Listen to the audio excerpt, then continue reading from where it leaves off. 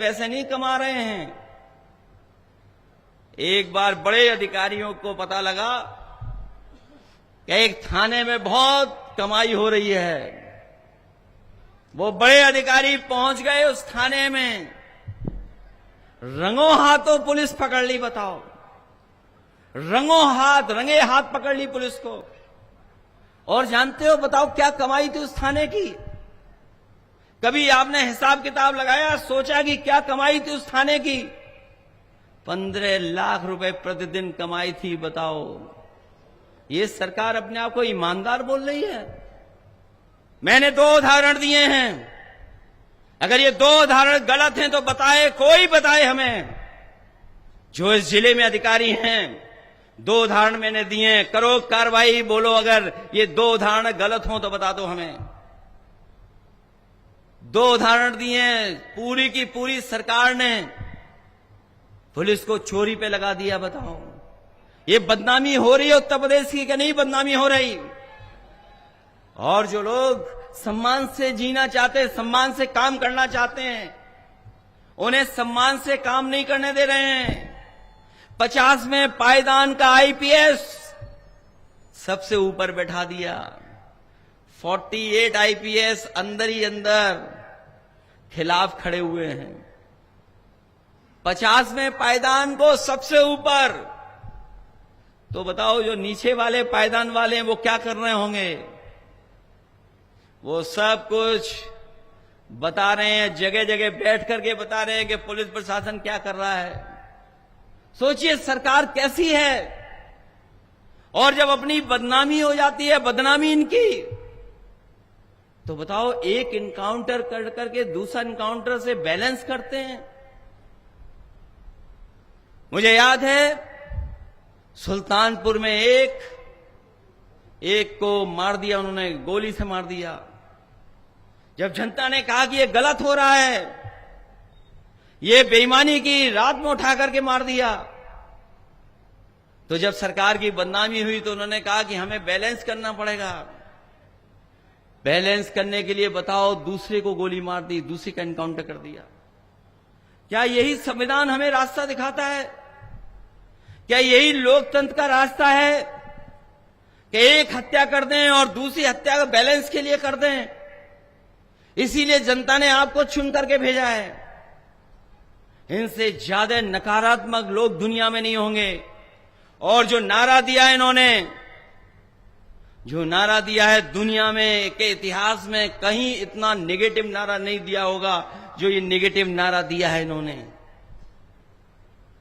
ये दुनिया के इतिहास में कभी ऐसा नारा नहीं आया होगा कि बटोगे तो कटोगे। और ये नारा कहां से लेकर के आए? ये नारा वहीं से अंग्रेजों से सीख करके आए, जिन्होंने कभी कहा था डिवाइड एंड रूल। डिवाइड का मतलब क्या होता है? डिवाइड का मतलब क्या है? वही है जो ये नारे में दे रहे हैं। ये जो डिवाइड एंड रूल वाले लोग हैं, ये उन्हीं अंग्रेजों के विचार बंसी हैं, उन्हीं अंग्रेजों के वचन बंसी हैं, जिन्होंने इस देश को बांट करके राज करने का काम किया था। इसलिए हम कहना चाहते हैं, ये भारतीय जनता पार्टी के लोग डर के व्यापारी हैं और भय का कारोबार कर रहे हैं, भय का कारोबार कर रहे हैं। आप घबरा तो नहीं जाओगे? डर तो नहीं जाओगे? ये पहले भी मुखबिरी करते थे और आज ये चिल्ला चिल्ला करके मुखबिर बन गए हैं। इनका कोई आधार नहीं है, इनकी नकारात्मक पहचान है, इनकी जुबान भी नकारात्मकता से भरी हुई है। इसीलिए विकास की बातें नहीं कर रहे हैं, ये केवल विनाश की बातें कर रहे हैं, विनाश की बातें कर रहे हैं। इनका मन की कुटिलता है, जिसकी वजह से इनके कुटिल वचन निकल करके आ रहे हैं। इनकी मन में कुटिलता है, इसीलिए कुटिलता के वचन निकल करके आ रहे हैं। हमारे पत्रकार साथी भी जानते होंगे, अगर ये सच दिखा दें तो इन पे भी लाठी पड़ेगी। वैसे तो ये सब पत्रकार साथी हमारे साथ हैं, थोड़ा बहुत दबाव है इनके ऊपर, जिसकी वजह से हमारा साथ नहीं दे रहे हैं। लेकिन मैं जानता हूं आपके हाथ का वी देख करके और चेहरे की खुशी से कि आप भी मनी मन समाजवादियों के साथ हैं।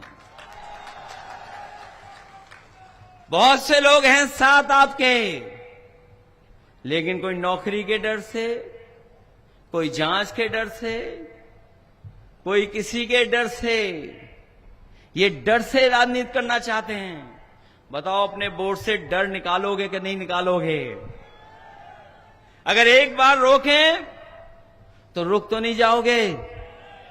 अगर एक बार रोकें तो फिर आना वोट डालने, दूसरी बार रोकें तो फिर आना, तीसरी बार रोकें तो फिर आना, और जब तक आपको प्रमाण जीत का नहीं मिल जाए तब तक आप वोट डालना और रखवाली करना अपने वोट की। अगर हार जाओगे तो बताओ बीजेपी वाले क्या कहेंगे कि डर गए हम लोग, समाजवादी लोग डर गए। डर तो नहीं जाओगे आप लोग। और जो लोग अपने आप